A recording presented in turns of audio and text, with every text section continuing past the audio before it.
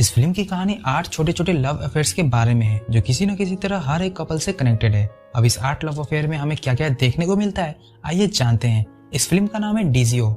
Film की शुरुआत में हम एक सिटी बस को देखते हैं जिसमें कई सारे मुसाफिर अपने मंजिल की तरफ जा रहे होते हैं। उन्हीं में से जोवेन नाम के एक मुसाफिर की नजर खिड़की से बाहर की तरफ जाती है जहां वो एक लड़की को भागता हुआ देखता है जिसके पीछे कुछ लफंगे पड़े हुए थे। जोवेन उस लड़की की मदद करने के लिए उसके पास जाता है, पर तब तक उस लड़की ने अकेले ही 1v4 क्लच करके उन लफंगों को वहां से भगा दिया था। वो लड़की अपना नाम सेनोरा बताती है और जोवेन को एक कैप्टन की यूनिफॉर्म में देख उसे अंदर ही अंदर कुछ कुछ होने लगता है। सेनोरा जोवेन को सीड्यूस करते हुए कहती है कि अगर तुम अपनी नाव में मुझे फेरी तक ले जाओगे तो मैं तुम्हें फ्री में घबाघब करने दूंगी। अब ये सुनकर जोवेन को लगता है कि ये लड़की जरूर पागल है और वो उसकी बातों पर ज्यादा ध्यान न देते हुए बस की तरफ आगे बढ़ने लगता है। तभी एक बार फिर सेनोरा जोवेन को गालियां देते हुए सीड्यूस करने लगती है, जिसके बाद जोवेन की भी सटक जाती है और वो उसका पीछा करने लगता है। दोनों भागते भागते एक झोपड़ी के खोपचे में पहुंच जाते हैं जहां जोवेन एक कोने में सेनोरा की जम के बजाता है। मिशन कंप्लीट होने के बाद जोवेन अपने मंजिल की तरफ चल पड़ता है। सेनोरा भी उसके साथ जाना चाहती थी, पर जोवेन कहता है कि मैं अभी तुम्हें अपने साथ नहीं ले जा सकता, मैं अपनी बीमार बहन से मिलने जा रहा हूँ। और जाते जाते जोवेन अपना डॉग टैग सेनोरा को देते हुए जाता है, जिसे पाकर सेनोरा को एक अजीब से चरम सुख का एहसास होता है। दूसरी तरफ हम मैरी नाम के एक मेड को देखते हैं जिसे अपने मालिक से कुछ ज्यादा ही लगाव था। वो हर वक्त छुप छुप कर अपने मालिक को ताड़ने में लगी रहती थी। एक दिन जोवेन उससे मिलने आता है और यहाँ में पता चलता है कि मैरी ही उसकी बहन है और वो उसी से मिलने आया था। जाते जाते जोवेन मैरी के हाथों में एक ठोंगा देते हुए जाता है और कहता है कि इसे माँ को दे देना। अब क्योंकि जोवेन पूरे 3 साल बाद मैरी से मिलने आया था और बिना चाय पानी पिए ही जा रहा था, तो मैरी उसे रुकने के लिए कहती है। दोनों पार्क में बैठकर धुआंबाजी करने लगते हैं। उसी दौरान जोवेन खुले आसमान के नीचे प्रकृति का मजा लेते हुए मैरी के साथ घपाघप करने की कोशिश करने लगता है, लेकिन मैरी साफ साफ मना कर देती है। लेकिन जोवेन हार मानने वालों में से नहीं था। वो जबरदस्ती ही मैरी के साथ शुरू हो जाता है। पहले तो मैरी जम के विरोध करती है, लेकिन कुछ देर बाद वो खुद को जोवेन के छोटे चेतन के सामने सरेंडर कर देती है। काम पूरा होने के बाद मैरी को गिल्टी फील होने लगता है। वो जोवेन से कहती है कि अगर इस बारे में किसी को पता चल गया तो बहुत ही बुरा होगा, लेकिन जोवेन को इन सब बातों से कोई लेना देना नहीं था। वो तो मैरी के साथ दूसरे राउंड की तैयारी में लग जाता है। एक दिन हम मैरी के मालिक डेविड को पेट्रिसिया नाम की एक लेडी का पीछा करते हुए देखते हैं।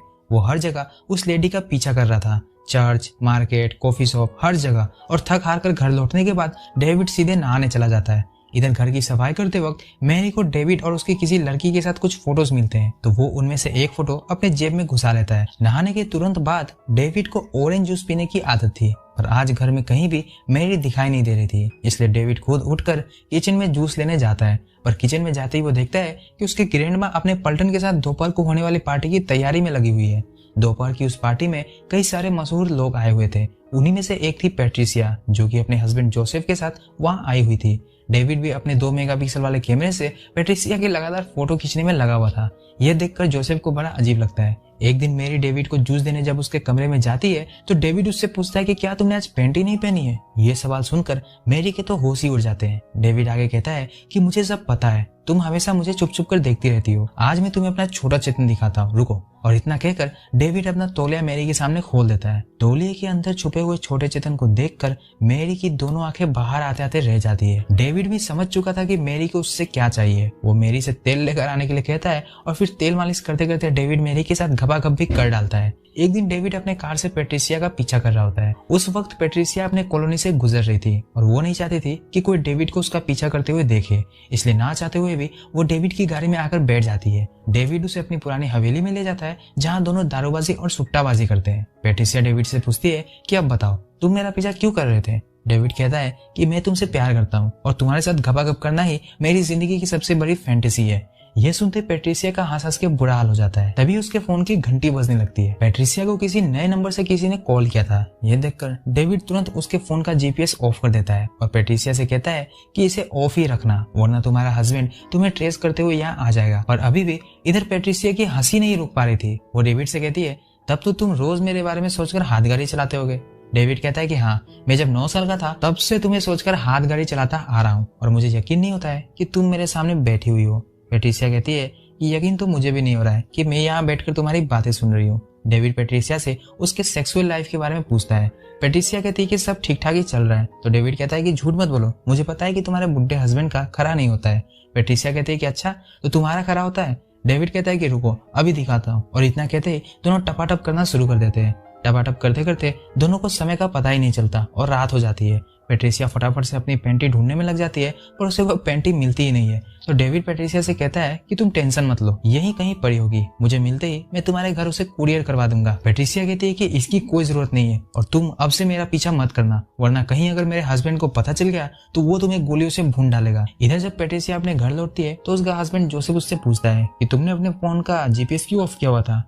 पेट्रिसिया झूठ बोलती है कि उसके फोन की बैटरी खत्म हो गई थी। जोसेफ को पेट्रिसिया पर शक तो हो गया था पर वो उस बात पर ज्यादा ध्यान ना देते हुए पेट्रिसिया के साथ पलंग तोड़ने में लग जाता है। अगले दिन जोसेफ कॉलेज से मैरी की बहन पावला को पिक करने जाता है। दरअसल पावला पहले जोसेफ के ही रेस्टोरेंट में पार्ट टाइम जॉब किया करती थी और उस दौरान दोनों के बीच में काफी ज्यादा घपाघप भी हुआ था। पावला जोसेफ की गाड़ी में आकर बैठ जाती है, जिसके बाद जोसेफ उसे अपने नए 10 स्टार रेस्टोरेंट की ओपनिंग सेरेमनी में ले जाता है, जहाँ एक प्राइवेट कमरे में पावला को ले जाकर जोसेफ उसके साथ घपाघप करना शुरू कर देता है। जाते जाते जोसेफ पावला को ढेर सारे पैसे देते हुए कहता है कि ये लो, घर जाने के लिए उबर बुक कर देना। जोसेफ ने पावला की मुलाकात एक बहुत ही बड़ी एक्ट्रेस जोशी से भी करवा दी थी, जिसे अपने लिए एक लड़की की सख्त जरूरत थी जो हर वक्त उसके साथ रहे। जोशी पावला को अपने साथ अपने घर ले जाती है और उसे ढेर सारी शॉपिंग भी करवाती है। पावला की लाइफ बिल्कुल बदल चुकी थी। जोशी के घर की मेड को देखकर उसे अपने पुराने दिन याद आते हैं, जब वो भी किसी के घर में मेड की नौकरी किया करती थी। शाम को जोशी पावला को अपने साथ एक क्लब में ले जाती है, जहाँ हर कोई किसी न किसी के साथ कोने में लगा हुआ था। पावला कुछ ज्यादा ही ड्रिंक कर लेती है, जिसके बाद वो उल्टी करने लगती है। यह देखकर जोशी उसे वापस वहाँ से अपने साथ घर ले जाती है। यहाँ हमें पता चलता है कि जोशी एक लेस्बियन है और उसी के कहने पर जोसेफ ने उसके लिए पावला का इंतजाम किया था। पावला को ये सब ठीक नहीं लग रहा था, पर जोशी उसे जबरदस्ती अपने साथ नहाने के लिए पूल में खींच लेती है, जिसके बाद दोनों के बीच में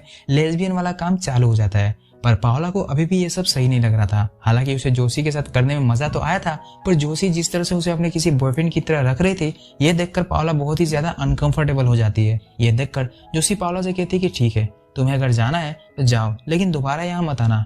पावला के लिए ये एक मुश्किल डिसीजन था, पर वो एक लेस्बियन बनकर नहीं रहना चाहती थी, इसीलिए वो जोशी से ब्रेकअप कर लेती है। जोशी पावला को अपनी कार में बिठाकर उसके घर ड्रॉप करने जाती है। इधर हम सेनोरा को देखते हैं, जिसे हमने इस फिल्म की शुरुआत में अकेले 1v4 क्लच करते हुए देखा था।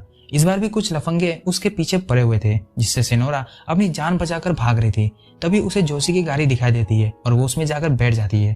जोशी फटाफट से अपनी कार को लेकर वहां से निकल जाती है और अगले सीन को देखते हुए हम समझ पाते हैं कि दोनों ने रात को घपाघप भी किया था।